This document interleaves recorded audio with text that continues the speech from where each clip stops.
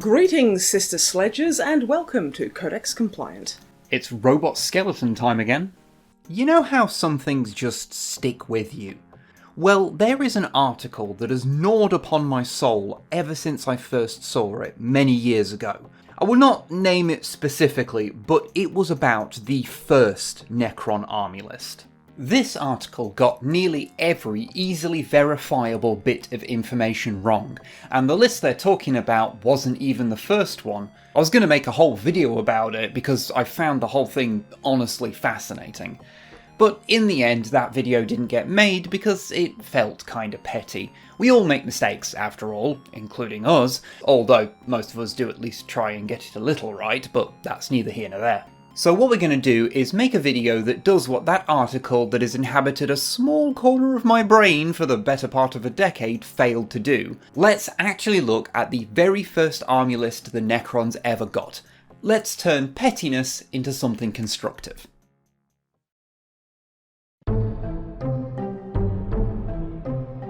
So we've talked about the general timeline of where Necrons came from a few times in the series, so we won't go over everything, but we will bring you up to speed with the story so far.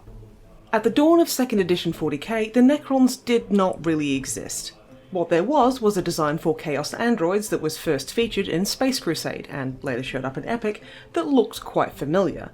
A while later, there was a bit of fiction in White Dwarf 203 where Eldrad talks about the Sleeping Ones, who certainly seem rather Necron-ish. And eventually, there would be some allusions and nods to the ancient inhabitants of the titular planet from the game Gorka Morka. Although nobody could have known whether that latter stuff was intentional foreshadowing or just world building that was never meant to lead to anything. Finally, White Dwarf 216 had a short story that mentioned some metal skeletal aliens and had some ominous text on the back about explorators on Angelus, the imperial name for Gorka Morka, finding Necron-tier ruins on the planet. I'm sure it's nothing. This would all come to a head in January 1998's White Dwarf issue 217. The Necron Raiders were revealed and they bore a strong resemblance to those old Space Crusade androids, but were entirely unrelated. Not only would it provide rules for 2 Necron units, it would give a bit of background for them, a little scenario, and would even come with a free Necron Warrior Mini, which is why a lot of 40k players of a certain age will have exactly one of these in their collection. The next issue, 218, would contain the rules for 2 more units and a bat rep featuring the metal murder skeletons. These articles were both written by the author of the original 40k book, Rick Priestley, and although technically each issue contains a separate army list, the one in 217 is literally just 2 squads with no characters or support, and the 218 one is the same thing but with a character and support option. So we're going to treat the 218 version, where you need both issues, as the first full list, even if technically speaking the 217 one is their first army list. It was just incomplete. As ever, GW adores making things slightly more convoluted than they have any need to be. But our videos would be a lot shorter if they were normal about things, so I guess we can't complain. The Necrons are machine warriors, constructed to raid and leave behind nothing that would identify them to their enemies. That they have a purpose, a plan, a greater and more sinister motive is without doubt. What that purpose might be remains to be seen. The big theme of this first iteration of Necrons is how unknowable they are.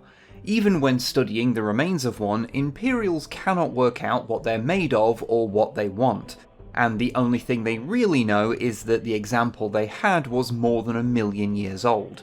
Also that they appear to be responsible for many raids across the galaxy. There is a transcript of an Inquisitor interrogating the lone survivor of one of these raids, where the Necrons are described as metal demons whose weapons flayed people alive. We later learn this is the first Necron raid where any record of their existence survived. This is because, as another report of an attack on some explorators explained, the mysterious raiders seem to affect the technology of those they attack, so most data storage is entirely wiped simply by being in proximity to them. However, a snippet of surviving video feed shows that when a Necron is disabled, their body will fade out of existence. Also, the explorators were found vivisected and missing their blood, which is never a good sign. Surprised there wasn't also crop circles.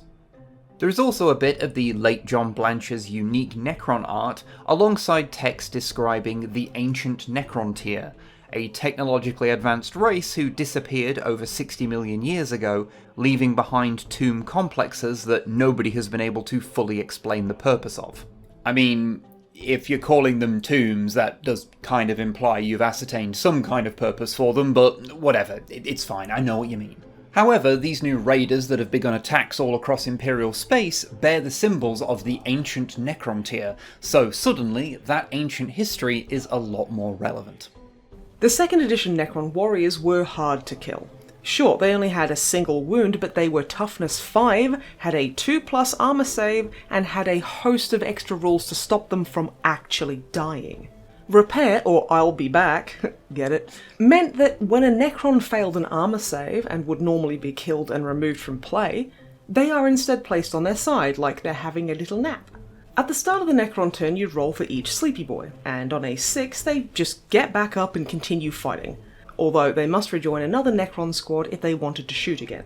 On a roll of a 1, they would be removed as they were beyond repair, and any other result means that they remain in nap time, giving you another chance to roll next turn. They also automatically passed any leadership tests and had a thing called Disruptor Zone that disrupted technology within 6 inches of them. This meant that any vehicle or dreadnought needed to pass a roll to move within that aura, and even if they passed, it'd be at half speed. Any ranged weapon also had a -1 to hit, and in hand-to-hand only the strength of the enemy unit could be used, not the strength of the weapon. These rules weren't isolated to Necron warriors either, they were shared by every Necron unit. Their Gauss flare gun was also pretty mean for a standard weapon. That was a lot for a basic troop, but on the upside, if you killed 75% of a Necron force, it would just disappear. So if you could put enough of them to sleep at once, you could win, even if the Necrons had more troops left than you did. Scarabs were pretty interesting too. They could fly and were toughness 8 despite their tiny size, which also meant that under normal circumstances weapons like bolters literally could not hurt them, but they also couldn't actually hurt anything directly either. Instead, you were supposed to use their own disruption zone to weaken the enemy. You might think that that's a typo, that one unit calls the rule disruptor zone and the other calls it disruption zone, but we're going to be generous and say it's intentional since the Scarabs one mentions that they can attach to enemy vehicles like a limpet, so it's technically a different rule. As to why you'd want to attach a Scarab to a vehicle, well, that's explained in the next rule, Metal Eater. For every attached Scarab, the vehicle's armour was reduced by 3. Although I won't lie, as much as I think this is fun, I would wince if my opponent told me they wanted to stack their metal minis on top of my vehicles, no matter how small they were. I can see why this rule didn't stick around. As there were just 2 units, the attached scenario in this issue is a basic one. 5 warriors and 2 Scarabs must attempt to raid an outpost of 500 points of troops. However, the troops have been made aware of the potential Necron assault and have been tasked with trying to capture one. To do so, they have Gauss jammers that can be thrown or attached in melee to a Necron, and has a chance of stopping it from phasing out, allowing it to be captured. There are some other scenario ideas too, some fairly fleshed out, some just simple sentences. The most fun of which is probably Terror in the Lab, where a single Necron warrior tries to escape an Adeptus Mechanicus facility where its inert body was being investigated. The issue also, of course, came with a Necron warrior, and advertised the minis currently available. All of these early Necron minis were sculpted by Dave Andrews, and feel much more T800 than their modern iterations. They also only just fit on a 25mm base, but that wasn't exactly uncommon at the time. There's also a little Necron painting guide on the back of the issue. It will not surprise you to learn it's got a lot of dry brushing silver in it. Issue 218 contained much less fluff, but what there was can once again be summarised by, "These things are powerful, we don't know what they want, we have no idea about how anything about these things work." So we'll just get right into the 2 new units. The Necron Lord was effectively just a stronger warrior with more attacks and wounds. It did, however, have a unique piece of war gear, the Staff of Light. This could be used both as a ranged or melee weapon. The Lord also allowed Necrons to always deploy last and get the first turn. The last unit in this original list is the Necron Destroyer, which, yes, does look like a robot relaxing on a flying beach chair. It was a small skimmer armed with a Gauss cannon, a bigger, meaner version of the guns the regular warriors had. Being a vehicle, this also utilised the repair rule a little differently, as in if you managed to repair the destroyer, only its pilot would be resurrected, and so would run around as a standard Necron warrior. As with any army list in 2nd, there were specific points proportions of force needed to fit within, and this one was pretty standard for a 2nd ed list, with characters making up to 50% of your force, squads making up at least 25% of it, and up to 50% coming from supports. Although, as funny as it would be, you couldn't have an all-Scarab force, as you could only have 2 Scarabs for every 5 Necron warriors in the army. Of course, since it was just 4 units, there weren't exactly a lot of ways to build a list. You'd want a Lord, and the bulk of your force would just be warriors. The only question was, did you want destroyers, and deciding on how many Scarabs to take to maximise the annoyance of your opponent. So yeah, the 2nd ed Necrons do seem very tough, but were also astonishingly limited. How did they play in practice? Well, thankfully, there's that bat rep in issue 218 we mentioned earlier. How about we take a look at that? Massacre at Sanctuary 101 was a battle between Marcus Trenkner using Necrons against Ian Strickland with Sisters of Battle.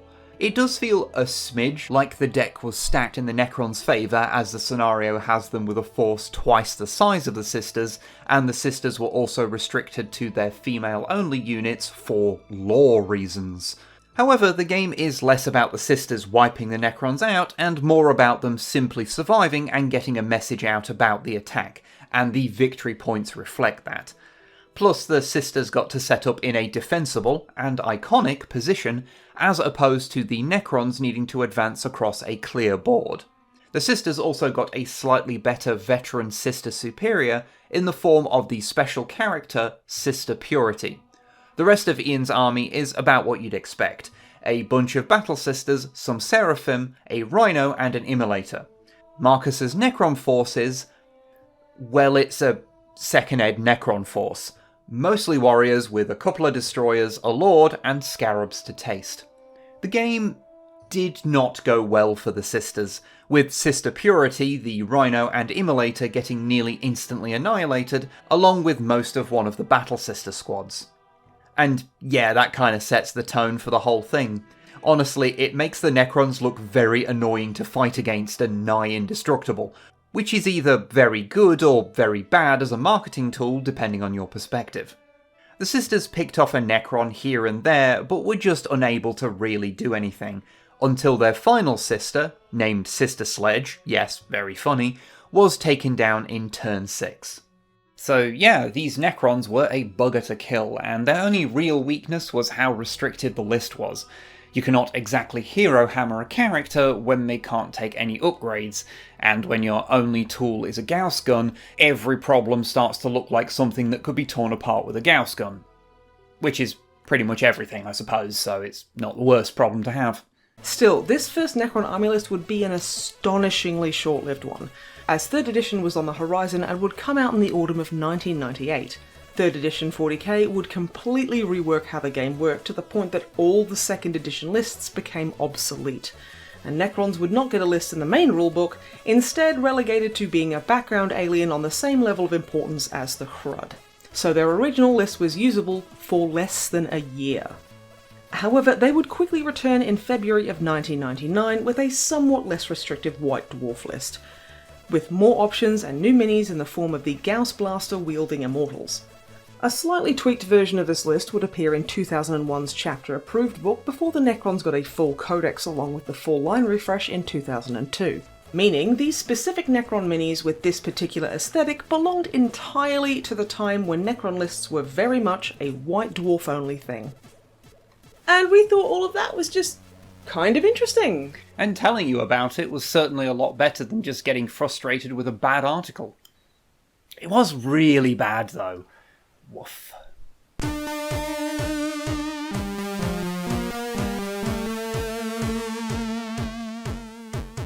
Hey there, thank you for watching. Before I do the usual stuff, just want to say that if you do figure out what article I've been talking about, please don't harass them over it. I didn't name it specifically for that reason, and you know how much I love to cite a source.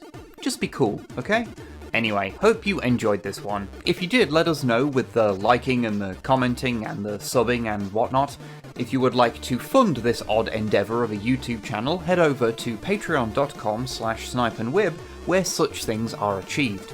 Also, by getting access to our videos a little early, you get to point out our mistakes that we can then correct before the wider public ever sees them. Turns out that's actually how you make less errors, you just have people check your work. Toodles.